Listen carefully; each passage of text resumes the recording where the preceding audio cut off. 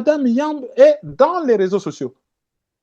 Lorsqu'elle argumente contre la France dans les réseaux sociaux, aux diplomates français et à certains Français de bonne volonté de contre-argumenter aussi dans les réseaux sociaux. Ça s'appelle principe de proportionnalité.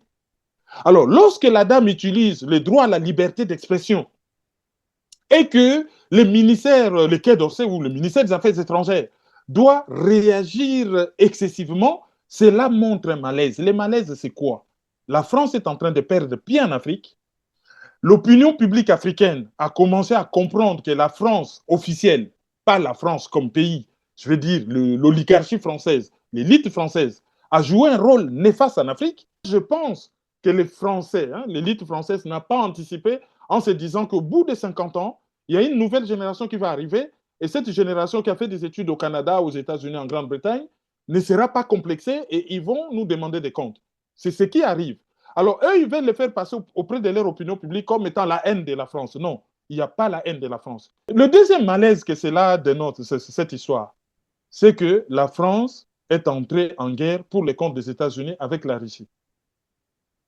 La France a fermé Russia Today sans que le CSA ne puisse émettre un quelconque avis négatif en disant voilà telle info que Russia Today a donnée ou Radio Sputnik est fausse.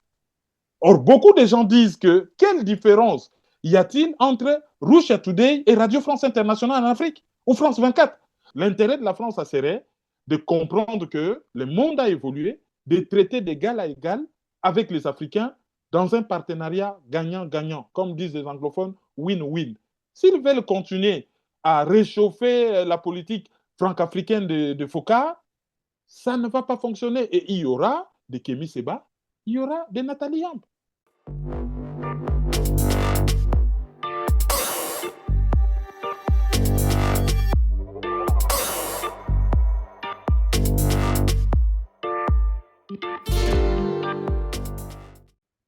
Salut mesdames, mesdemoiselles et messieurs, très ravi de vous retrouver pour ce tout autre numéro de Droit de savoir où j'ai le plaisir de recevoir de nouveau messieurs Caroline Maïzo. Vous êtes journaliste, analyste politique et conférencier. Bonjour. Bonjour Christian Perrin. La persécution des panafricanistes par la France, qui venait donc d'interdire Nathalie Yamb de séjour en France et annuler d'ailleurs un visa de circulation en France de l'activiste de la société civile nigériane Michael Zodi.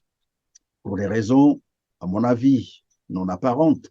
Alors, quelle a été votre réaction à vous lorsque vous avez appris cela? C'était une réaction de regret. J'avais beaucoup regretté qu'un pays aussi puissant puisse se sentir déstabilisé par une jeune dame. La dame utilise la parole et la Déclaration universelle des droits de l'homme, même la Déclaration des droits de l'homme et du citoyen, garantit la liberté d'expression.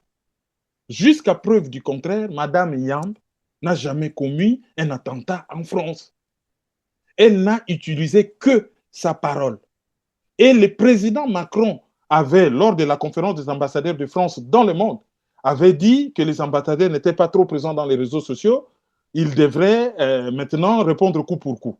C'est-à-dire qu'il doit être un peu plus réactif, répondre, occuper aussi les réseaux sociaux. Or, Madame Yamb est dans les réseaux sociaux. Lorsqu'elle argumente contre la France dans les réseaux sociaux, aux diplomates français et à certains Français de bonne volonté de contre-argumenter aussi dans les réseaux sociaux, ça s'appelle principe de proportionnalité. Alors, lorsque la dame utilise le droit à la liberté d'expression et que le ministère, le Quai d'Orsay ou le ministère des Affaires étrangères doit réagir excessivement, cela montre un malaise. Le malaise, c'est quoi? La France est en train de perdre pied en Afrique. L'opinion publique africaine a commencé à comprendre que la France officielle, pas la France comme pays, je veux dire l'oligarchie française, l'élite française, a joué un rôle néfaste en Afrique et que ça devrait cesser. Et ce qui sensibilise l'opinion publique, qui tiennent l'opinion publique en haleine, ce sont toutes ces personnalités, des activistes des droits de l'homme, les membres des mouvements citoyens, qui donnent l'échange à la France. Vous savez, la diplomatie d'un pays, il y a les relations publiques et la diplomatie proprement dite, la diplomatie officielle. À côté de la diplomatie officielle, les relations publiques d'un pays, c'est la soft power de ces pays qui se fait par l'octroi des bourses, par la politique culturelle. Ça peut se faire comme les États-Unis le faisaient par la diplomatie du jazz. Ils utilisaient le jazz pour donner une certaine image des États-Unis dans le monde. La France a cette soft power. La France a sa culture. La France, c'est le pays du luxe. La France, c'est le pays de certains écrivains. La France, c'est le pays de certaines sociétés. La France a sa radio internationale qui est quand même assez suivie en Afrique. Ils ont ces soft power qu'ils utilisent et avant, il n'y avait pas de répondants. Maintenant, il y en a. Mais le deuxième malaise que cela dénote, cette histoire, c'est que la France est entrée en guerre pour les comptes des États-Unis avec la Russie. La France a fermé Russia Today sans que les CSA ne puissent émettre un quelconque avis négatif en disant voilà telle info que Russia Today a donnée ou Radio Sputnik est fausse. Parce que c'est le CSA, Conseil supérieur de l'audiovisuel, qui regarde si les médias se comportent conformément à la loi française. Sincèrement, le CSA n'a jamais condamné Russia Today ou Radio Sputnik de quoi que ce soit, mais de la manière la plus illégale, en violation des principes démocratiques. La France a suspendu Russia Today, a suspendu Radio Sputnik. Or, beaucoup de gens disent que quelle différence y a-t-il entre Russia Today et Radio France Internationale en Afrique ou France 24? Parce que eux, ils peuvent, selon leurs critères, accuser Russia Today de propagande, mais certaines personnes aussi accusent Radio France Internationale de propagande en Afrique. Maintenant, ça sera argument contre argument, prouver que telle information est vérifiée, qu'il n'y a pas manipulation derrière, qu'il n'y a pas des informations. Ça, c'est tout un débat qu'on peut faire. Bon, Madame Yamb, la première fois qui s'est révélée à nous, c'était lors du sommet de Sochi, où elle s'en est pris violemment à la France. Donc, du coup, pour la France, elle est considérée comme pro-russe. Étant considérée comme pro-russe, elle devient automatiquement l'ennemi public numéro un. Suspendre son visa, c'est ridicule. La dame est camerouno-suisse. Elle est camerouno-suisse. Donc, en tant que Suissesse, elle a son passeport de la Suisse. Et avec ce passeport, ça lui permet, n'a pas besoin de visa dans l'espace Schengen, vu que la Suisse est signataire a rejoint cet accord Schengen. Donc, du coup, on peut le lui interdire. Elle peut éviter la France. Elle n'a pas besoin. C'est depuis la Côte d'Ivoire qu'elle déploie toute sa capacité. C'est depuis la Côte d'Ivoire. Elle n'a pas besoin de venir ici pour venir nuire à la France. Et si on lui interdisait, l'Europe est quand même assez grande. La dame peut aller se promener en Russie, en Belgique, en Allemagne, en tout cas jusqu'à preuve du contraire. C'est un malaise. On voit vraiment que la France est en perte de vitesse et ils en sont réduits à mettre sur un piédestal une dame qui n'a que son téléphone, un ordinateur et sa bouche pour déstabiliser un pays membre du G7 et un pays membre permanent des Nations Unies. Comme quoi, la parole est une puissance, il faut savoir l'utiliser de temps en temps.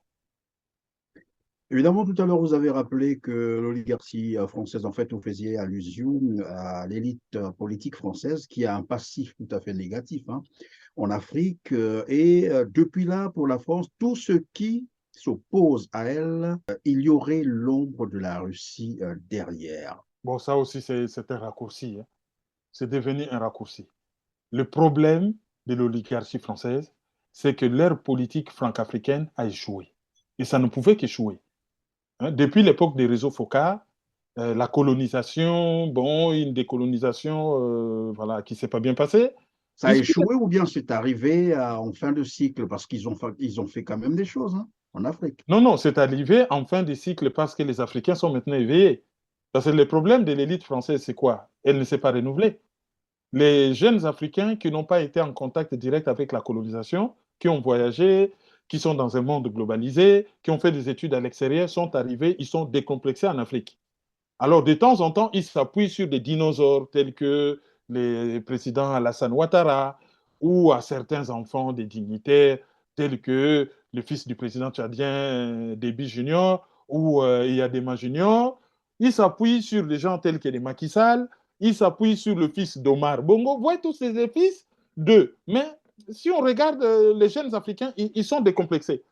Et ça, je pense que les Français, hein, l'élite française n'a pas anticipé en se disant qu'au bout de 50 ans, il y a une nouvelle génération qui va arriver. Et cette génération qui a fait des études au Canada, aux États-Unis, en Grande-Bretagne, ne sera pas complexée et ils vont nous demander des comptes. C'est ce qui arrive. Alors, eux, ils veulent le faire passer auprès de leur opinion publique comme étant la haine de la France. Non, il n'y a pas la haine de la France. Les Africains de la société civile adorent la France. Ils aiment Paris, ils aiment la culture française, ils aiment l'art français. Ils n'ont pas de problème avec la France. Ils ont des problèmes avec la politique française en Afrique. C'est ça la nuance. Mais quand on écoute à la ah ben ils n'aiment pas la France. Non, non, non. Les gens aiment la France, mais ils n'aiment pas la politique française en Afrique. Et comme il y a de plus en plus de protestations, les gens ne veulent plus du franc CFA, les gens ne veulent plus de certains dinosaures comme Paul Biya, les gens, même en Centrafrique, les gens ont compris qu'avec la France, un pays aussi riche que la Centrafrique ne peut pas être aussi pauvre qu'il est. Les gens ont compris que le Congo-Brazza ou le Gabon, à une certaine époque, ont été gérés par une société privée française, ELF, et que ça ne devrait plus continuer.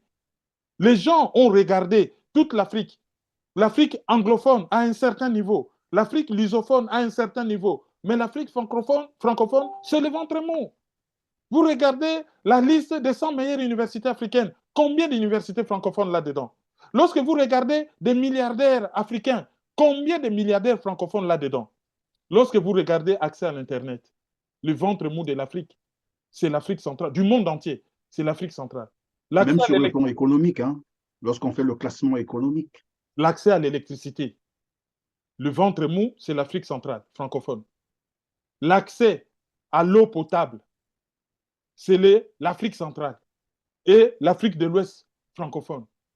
Le taux d'alphabétisation, le ventre mou du monde, hein, je dis de l'Afrique, mais du monde, c'est toujours l'Afrique centrale et l'Afrique de l'Ouest anglophone.